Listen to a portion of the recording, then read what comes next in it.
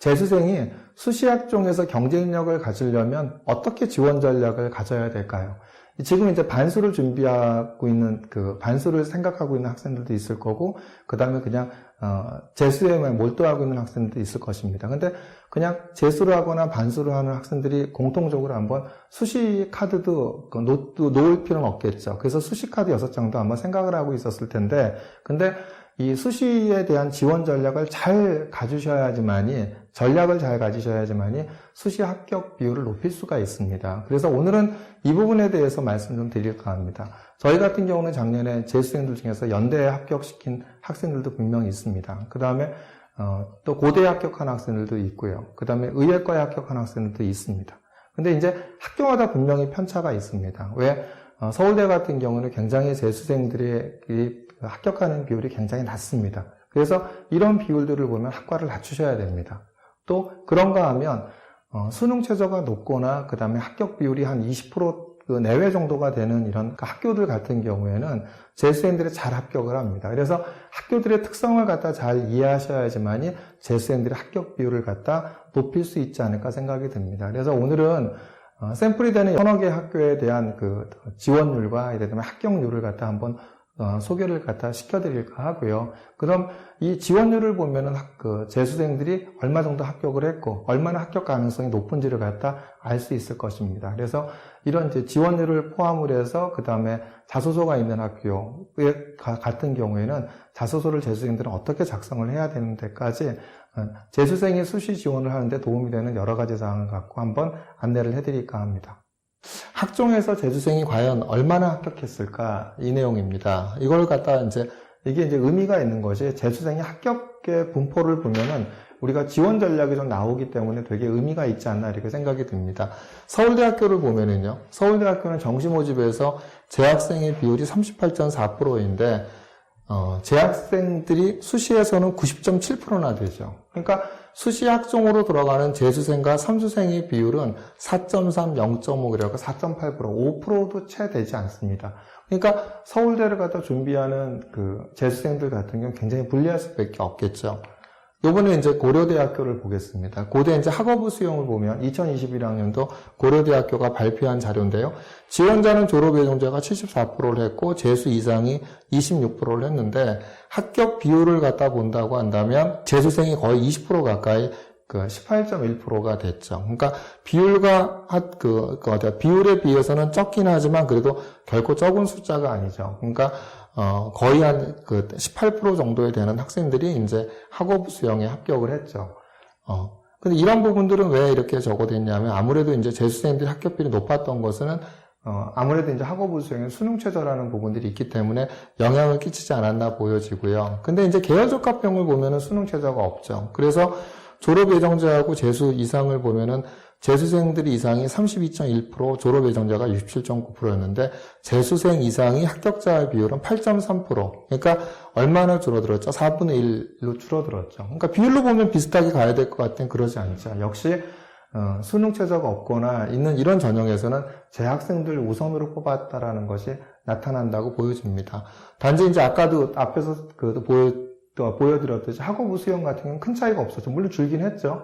26% 지원했는데 18%가 됐으니까 합격자의 비율이 줄기는 했지만 그래도 학업부 수용에서는 바로 재수생들이 강한 수능 최저가 있었기 때문에 그런 부분에서 영향을 받기 때문에 학업부 수용에서 재수생들이 더 이렇게 계열적합형보다 많이 합격을 하지 않았나 이렇게 이제 예측이 됩니다. 그 다음에 한양대학교를 보면은 재학생이 얼마죠? 74.4%인데 N수생이 24.5%. 한양대 같은 경우에는 입시 결과를 보면 N생들이 굉장히 많이 됐죠. 그죠? 또 마찬가지로 보면 이제 서울시립대를 보더라도 서울시립대도 재학생 비율이 85.1%인데 졸업생 비율이 14.9%. 아무튼 한양대보다는 적지만 그래도 한 15% 정도를 갖다 이렇게 유지를 하고 있죠. 이런 분포 비율들을 갖다 잘 보시는 것이 굉장히 필요하지 않았나 생각이 듭니다. 그래서 과연 재학생들과 졸업생들의 비율이 얼마나 되는 것이 이것이 이제 학생들이 이제 지원하는데 큰 영향을 끼치기 때문에 그러겠죠. 그래서 재학생의 합격자 비율이 거의 90%대 이상, 그죠?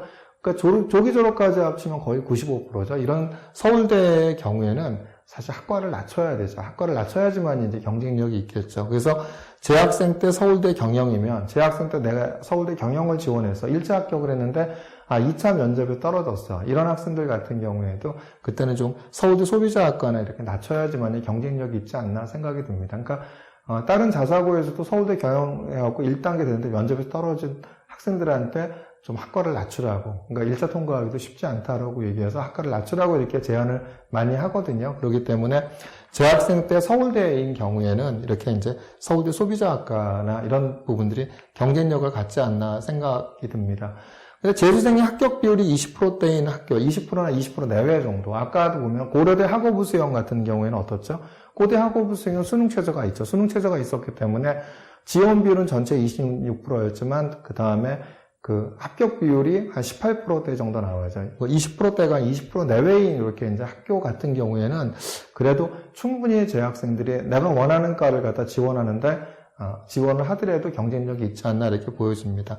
또 가천대 의예과의 경우에는 모 자소고 학생들이 수십 명 지원했는데 그 중에서 이제 그 3명 같은 경우 대부분 이제 재수생이었다. 그러니까 뭐 때문에 그렇죠? 수능 최저가 높죠. 3개월 각 1등급이니까. 이런 경우에서 보듯이 이런 데에서 1단계를 좀 많이 뽑고, 그죠? 1단계를 많이 뽑는데도 재수생들한테 유리하겠죠. 거기다가 수능 최저가 높은데, 이런 데들 같은 경우에도 이제 재수생들이 이렇게 재수생이나 N수생들이 유리하지 않나 이렇이 보여집니다. 재수생이 수능 최저를 맞추는 비율이 더 높았기 때문에 이런 결과가 나오죠. 그 다음에 이제 그래, 지원 전략은 이러고, 이제 자소서가 있는 학교가 많이 없어지긴 했지만, 자소서가 있는 학교는 학교에서 뭐라고 하냐면, 재수 기간 중 사고의 성숙도가 보이는 내용을 나타내야 한다라고 이렇게 얘기를 하고 있습니다. 그래서 이게 이제 서울대 입학사 장관들의 인터뷰 내용인데요.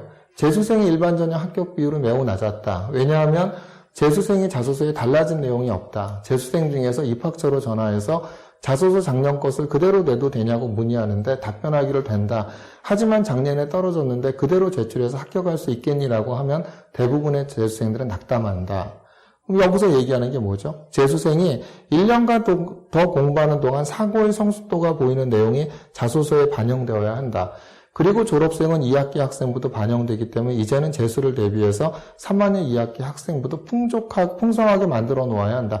이건 학교마다 차이가 있죠.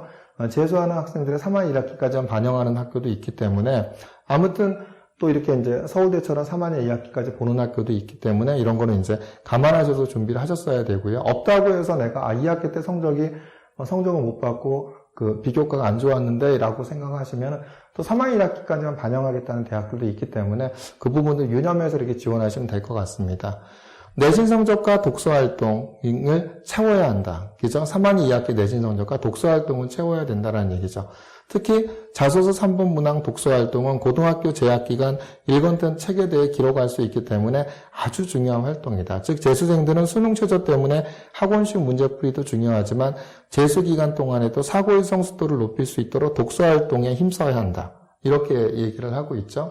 자, 앞에서 언급했던 거 다시 한번 이렇게 이제 질의응답에서 나왔던 이야기인데요.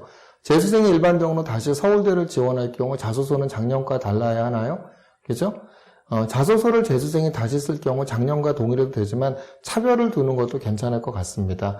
대교육 공통문항 1, 2번은 고교 재학 시절의 내용이기 때문에 바꾸기가 어렵겠지만 독서 기록은 달리할 수 있습니다. 재수생은 여기서 차별을 두시면 됩니다. 설령 생활기록부에 기재되지 않았다 하더라도 문제되지 않습니다. 재수생은 독서 기록을 잘 활용하시면 됩니다. 이제 이것 때문에 보여드린 건데요. 그러니까 꼭 학생들이 이제 서울대학교 같은 경우에 독서를 쓸 때 어디냐면 학생부에 있는 거를 갖다 써야 된다라는 것이 있는데 서울대학교는 뭐라고 그 얘기하고 있죠? 그러니까 학교 생활기록부에 없는 독서도 기재할 수 있다고 이야기를 하고 있기 때문에 그 다음에 3번 문항에서 독서에서 이제 내가 어떤 의미가 있는 독서를 했고 이것이 어떻게 사고의 성숙도를 보이는 내용을 나타내면 되지 않을까 생각이 들고요. 사실 저희 같은 경우는 자소서 1번 문항 같은 경우에도 조금 이렇게 1, 2학년 때 했던 활동, 1, 2, 3학년 때 고등학교 때 했던 활동들을 바탕으로 해서 재수 기간 중한테 사고의 성숙도가 보이는 내용의 어떤 독서를 통한 심화도서, 심지어 전문서적을 통해서 공부한 내용을 나타내기도 합니다. 이런 학생들이 또 이제 입시 결과에도 좋았고요. 그래서 오늘 제가 말씀드렸던 내용들을 좀 참조해서 지원 전략과 그 다음에 이렇게 이제 자소서를 준비하신다고 한다면 재수생들도 수시학종에서 큰 경쟁력을 갖지 않으실까 이렇게 생각이 됩니다.